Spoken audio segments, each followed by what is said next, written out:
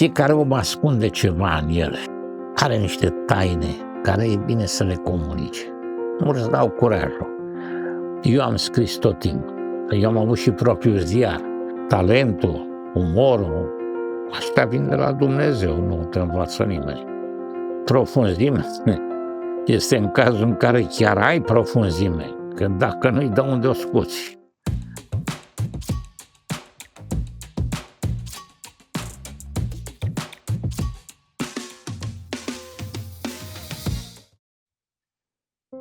Eu scriu de foarte mult, chiar din liceu.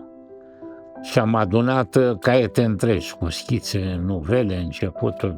Iar când am devenit creator la Animafilm, eu am făcut toate filmele pe scenarii proprii. Scenariul sau screenplay-ul însemnând povestea filmului, ce va prinde văsatură și carne între timp. Eu fiind axat pe umor, nu pe altceva, așa am fost dintotdeauna, un om care mi-a plăcut umorul, care l-am cultivat. În studiul Animafilm am intrat într-o oază a umorului. Toți colegii mei aveau umor, dar una e umorul din glumă, din poveste și alta e să-l și scrii. E o mare problemă a trece de la bancuri la scris. Filmul de animație care are un ritm, adică secvență cu secvență sau scenă cu scenă, care are un anumit dinamism în filmul de animație, că l-am respectat sau m-a influențat foarte mult, pentru că am practicat în novelele și în umorul meu acest lucru. Dar m-a transferat într-o altă lume. Din lumea imaginii în lumea scrisului, că nu-i tot una. Lucru cu imaginea nu-i tot una cu lucru cu cuvântul. Deși ele au multe în comun, totuși, romanul nu înseamnă film, poezia nu înseamnă film, novela nu înseamnă film. Eu am scris tot timpul. Eu am avut și propriul ziar, s-a numit Mache. Un ziar cu caracter bahic, eu eram proprietarul și am lucrat cu oameni foarte importanți, oameni de umor, care lucrau și la Cațaveni. La îndemnul lor, la îndemnul altora care mi-auzeau povestind, apucă-te, domne, și scrie ce mai o. Am fost ales de colegii mei, secretarul secției de animație din cadrul Uniunii Cineaștilor. Fac, domne, dacă oamenii ăștia m-au ales, ceva trebuie să fac pentru ei. Și primul lucru a fost, domne, să-i fac cunoscuți, că nu erau cunoscuți ca indivizi, era Animafilm, bun, dar acolo sunt niște oameni, cine sunt ăștia? Și am dus o muncă de, cred că mai mult de 2 ani. Căutat în arhive, făcut, eu m-am zbătut, am căutat fonduri și am scos un album, cred că e cel mai frumos din cinematografie. Sunt aici toți colegii mei din totdeauna. Nu am trecut anul morții, că tot mureau, am prins o perioadă, tot mureau săraci și fac, bă, dacă dau și cu moartea, nu-i bine. Dar sunt înăuntru 700 de cadre color din film. E o muncă uriașă. Eu m-am bazat că nu sunt computerist, știu numai să pun muzică, să-mi citesc poșta. Dar copilul meu este un bun computerist.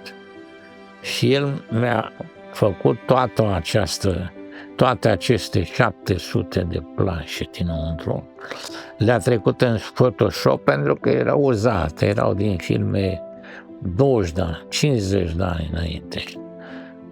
Să simțea uzura, erau ovirate către oranj. Și băiatul ăsta al meu, fără să-i mulțumească nimeni, fără vreun ban, a făcut acest lucru. Acum, aici, în fața noastră, este un album care reprezintă prima mea, să zic, operă completă, cap-coadă. După vârsta de 70 de ani, deși pare, am găsit de cuvință că în sfârșit am timpul necesar să scriu tot ceea ce am adunat în timp. Am apucat să scriu o operă de o mai mare anvergură. Și m-am gândit, am început să scriu Arcanele Strigoniei. Strigonia fiind o țară a nimănui, un tărâm al nimănui, care lucrează destructiv asupra noastră. Exact cum ar fi, să zic, antimateria și materia, care lucrează ca și gravitația fără să simți nimic, dar ea face mult rău. Am prins subiectul, i-am zis Strigonia ca un fel de strigoi al realității și plecând de la volumul 1, nici nu mi-am dat seama că m-am la volumul 5. Trec în revistă istoria lumii, care eu cunosc destul de bine, istoria lumii, dar cu o tentă absurd umoristică.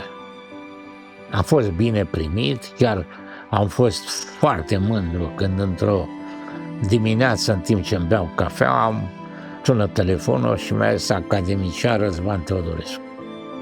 Doamne Mihai Șurobar, sunteți autorul? Da, eu sunt. Dom'le, felicitări! Ați prins anumite lucruri din istorie care nu le-a văzut nimeni și nu le știa nimeni. Felicitări și mergeți în continuare, dacă puteți. Și așa am la volumul 5. Eu am scris ce am scris. Acum unii vor înțelege, alții nu. Dacă citiți și trebuie să aveți și niște noțiuni de istorie, că altfel merge greu. Cu siguranță o să vă placă și cred eu că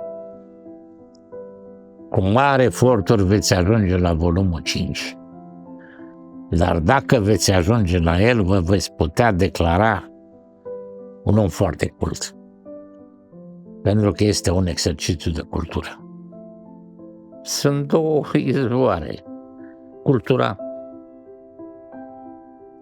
și trăirile proprii. Îngemănarea între cultură și trăirile proprii pot da o operă de mai mare sau mai mică valoare, dar trebuie trecut prin lucrurile astea. Fără cultură e foarte greu să faci o operă literară. Iar dacă vrei și umorul e foarte dificil. Dar cred eu că trebuie și aici să ai o cultură vastă a umorului. Eu cam i-am citit pe mari umoriști ai lumii. După care am scris, și iară bine primit, dar văd că e așa, am scris un ciclu de, să zic tot novele, care se numește Maxime și Paradoxuri. Mare succes și cu astea, sunt peste tot date maxime și paradoxuri. Profunzime este în cazul în care chiar ai profunzime, că dacă nu-i de unde o scoți. Talentul, umorul, asta vine de la Dumnezeu, nu te învață nimeni. Este și aici, îl ai sau nu-l ai. Sunt lucruri care nu se învață. Poți să le perfecționezi, poți să citești toți umoriștii din lume, dar în niciun caz să ai tu umor.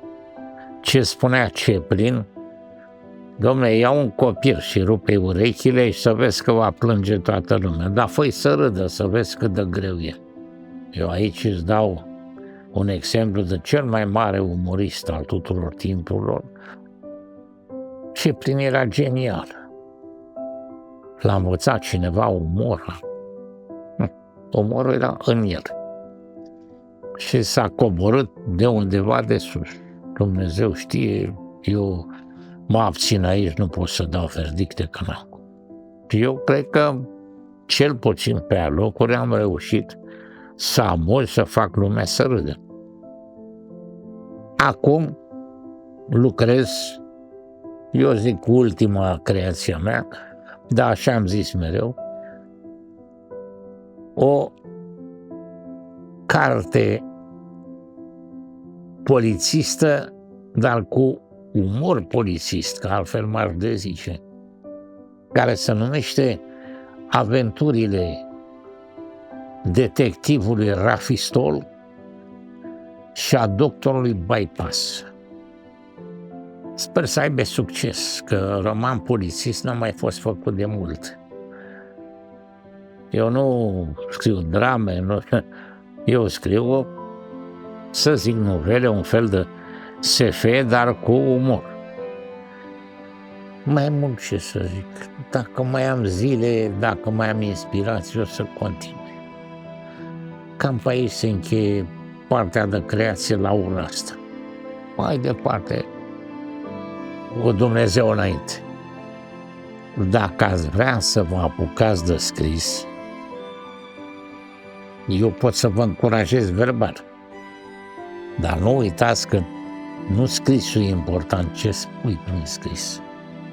Scrisul înseamnă cuvinte, vocale, silabe. Dar în scris, până la urmă, în scris ești tu și cu pixul tău.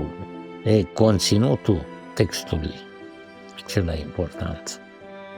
Și dacă credeți că aveți ceva în interior care puteți să-l comunicați, nu mai stați pe gânduri și intrați în rânduri. Apucați-vă de scris.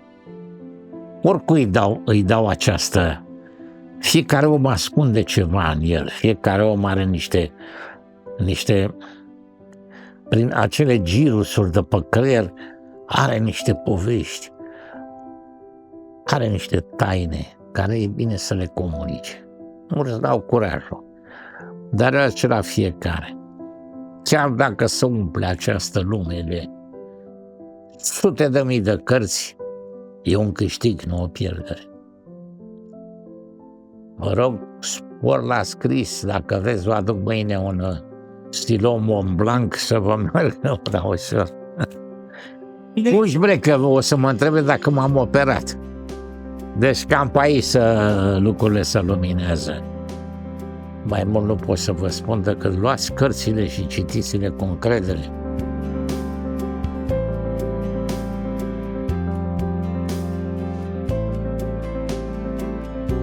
Sunt Mihai Șurubaru, de profesie regizor de film de desen animat și după o anumită vârstă am renunțat la filmul de animație și m-am apucat de scris. Iar acum pot spune că sunt scriitorul Mihai Șurubaru.